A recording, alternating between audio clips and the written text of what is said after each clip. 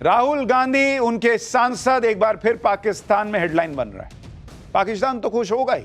जिस तरह से इंडी गठबंधन नरेंद्र मोदी को घेरने के चक्कर में ऑपरेशन सिंदूर पर सवाल उठा रहा है, उससे तो मैसेज सही नहीं जा रहा है। संसद में ऑपरेशन सिंदूर की बात करने का मकसद यही था कि पाकिस्तान को करारा मैसेज जाए, सेना के शौर्य पर सभी दल एक साथ हो। लेकिन आज जब रक्षा मंत्री ने सेना के शौर्य की बात कही तो विपक्ष ने मेज थपथपाना तो दूर, उनकी अपील का कोई लोड तक नहीं लिया। देखिए, लोकसभा में रक्षा मंत्री को बोलना पड़ रहा है कि कम से कम सेना के शौर्य के लिए मेज थपथपा दीजिए, उसके बावजूद ये लोग जो हैं वो मेज नहीं थपथपाए। मैं इसके लिए भारतीय सेना के बहादुर सैनिकों की जमकर सराहना करता हूं, जिन्होंने दुश्मन के हर मंसूबे पर पानी फेर दिया। और अपने प्रतिपक्ष के मित्रों से भी कहना चाहता हूं, एक बार फिर से भारत के सेना के जवानों का कम से कम मेज थपथपा कर उनका अभिनंदन करिए। बहुत बहुत धन्यवाद। बहुत बहुत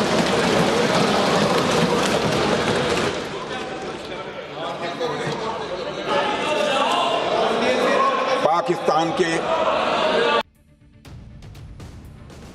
भाई गजब ही है।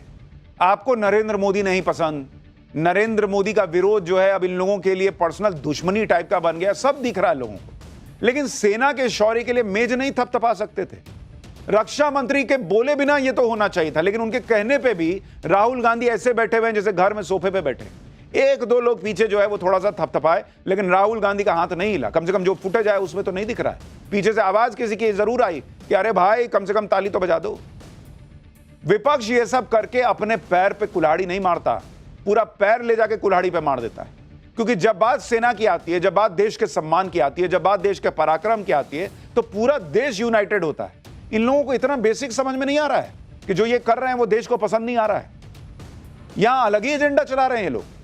आज रक्षा मंत्री राजनाथ सिंह और विदेश मंत्री एस जयशंकर दोनों ने एजेंडे को धुआं धुआं किया। राजनाथ सिंह ने कहा कि हम जब विपक्ष में थे तो कभी नहीं पूछा कि 62 के युद्ध में कितने टैंक्स का नुकसान हुआ, 71 के युद्ध में कितने जहाज गिरे। जयशंकर ने कहा कि जो लोग पूछ रहे हैं कि लड़ाई रोकी क्यों, सीज फायर क्यों किया, ये वही लोग हैं जो कहते थे कि कोई एक्शन ना लेना ही सबसे बड़ा एक्शन है। सुनिए एक बार विदेश मंत्री को। We were asked, why did you stop at this time? Why did you not go further? Please see who's asking this question.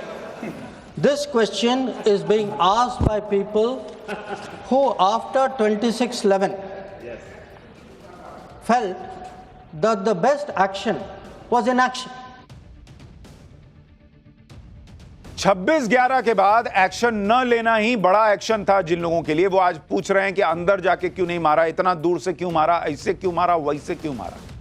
विदेश मंत्री एस जयशंकर ने आज यूपीए सरकार में एनएसए रहे शिवशंकर मेनन की एक किताब choices inside the making of India's foreign policy का जिक्र किया।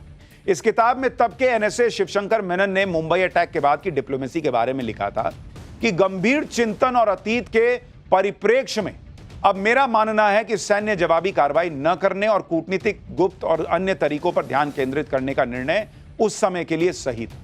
यानी जो लोग मुंबई हमले के वक्त पाकिस्तान को सबक सिखाने की जगह कह रहे थे कि जवाबी कार्रवाई न करना उस समय सबसे अच्छा था, वो आज पूछ रहे हैं कि पाकिस्तान को इतना ठोकने के बाद रुक क्यों गए, मारते रहना चाहिए, लड़ाई रोकी क्यों। ऑपरेशन सिंदूर पर सवाल करते हुए विपक्ष बार बार पीओके को लेकर भी सवाल कर रहा है कि बिना पीओके लिए युद्ध क्यों रोक दिया। इस पर भी आज रक्षा मंत्री राजनाथ सिंह ने जवाब दिया। राजनाथ सिंह ने साफ कहा कि ऑपरेशन सिंदूर का मकसद अलग था। इस ऑपरेशन को पीओके लेने के मकसद से कभी शुरू नहीं किया गया था। आप याद कीजिए, नरेंद्र मोदी कभी बोले थे कि हम पीओके लेने के लिए शुरू कर रहे हैं।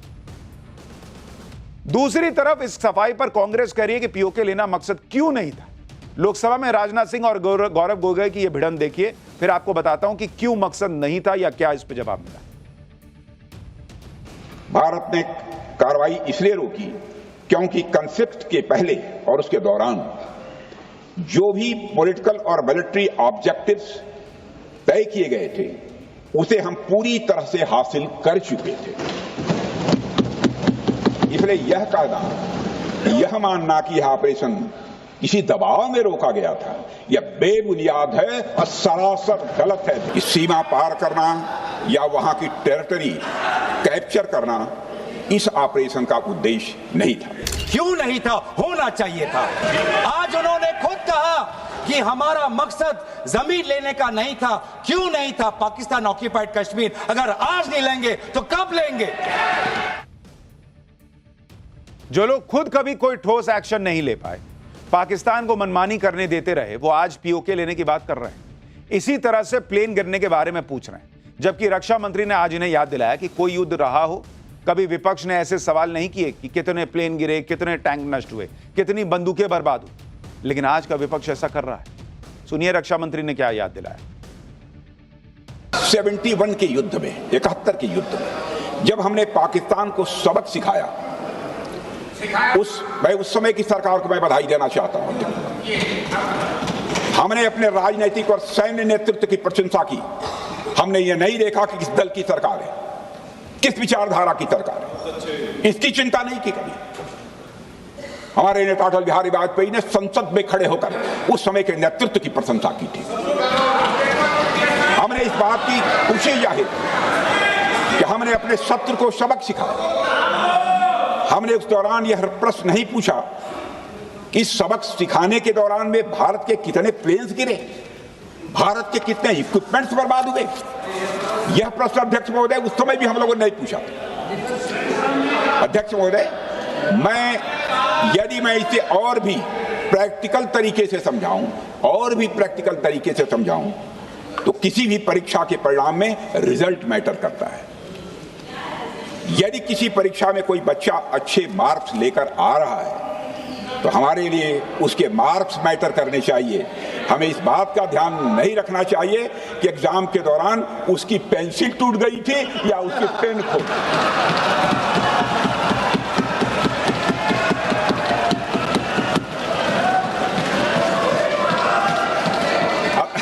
अध्यक्ष महोदय, अल्टीमेटली रिजल्ट मैटर करता है।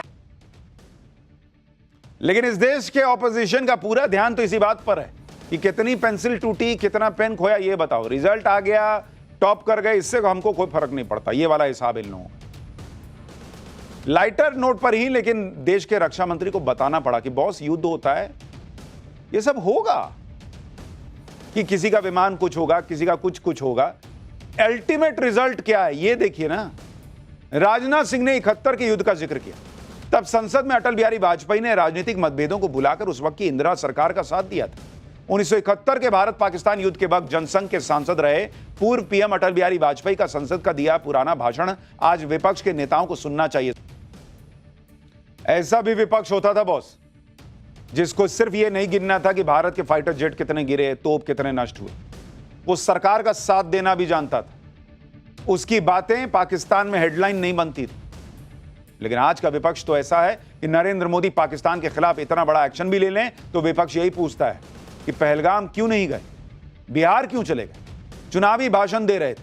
कांग्रेस सांसद गौरव गोगोई की इस बात पर जेडीयू सांसद ललन सिंह ने क्या जवाब दिया, वो भी सुनिए।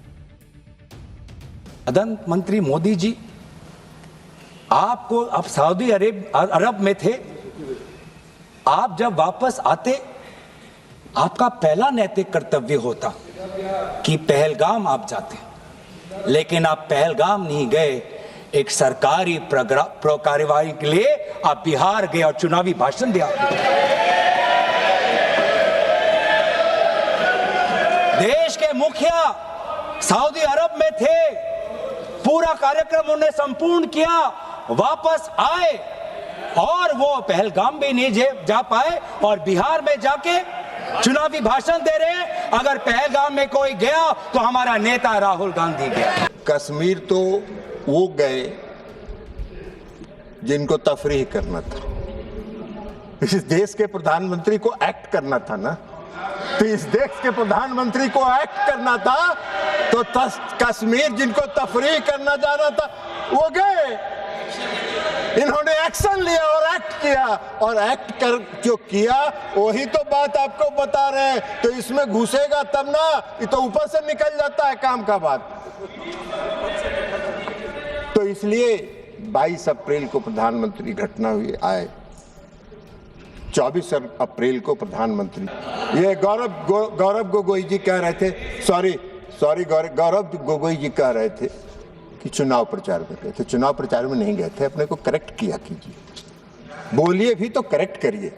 पंचायती राज दिवस था और पंचायती राज दिवस में हर साल प्रधानमंत्री जी पंचायती राज दिवस में किसी न किसी राज्य में जाकर पंचायत प्रतिनिधियों को संबोधित करते हैं।